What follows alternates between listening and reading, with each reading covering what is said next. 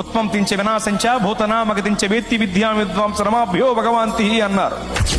అంటే దేవుడని బడిన వాడు సృష్టించుటకు సంహరించుటకు తగిన శక్తి కలిగి ఉండాలి. భూత భవిష్యత్ వర్తమాన కాల విషయములను ఎరిగి ఉండాలి.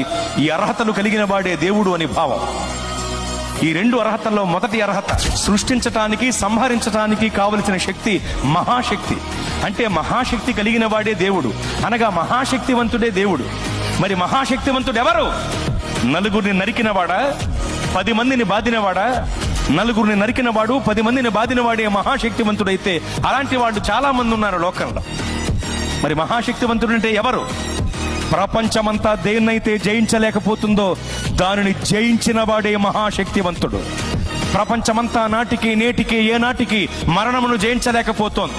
మరణమనే మహమ్మారి మర్యాద లేనిదై మానవ జాతిపై విరుచుకుబడి మరణ మృదంగాన్ని మ్రోగిస్తూ విజయ వికటట్టహాసం చేసి వెర్రవీగుతుంటే మరణమనే మహమ్మారి యొక్క పీచమణిచి దాన్ని ముళ్ళు విరిచి మరణమును జయించి తిరిగి లేచిన మహాశక్తివంతుడు యేసు ప్రభువు వారు మాత్రమే.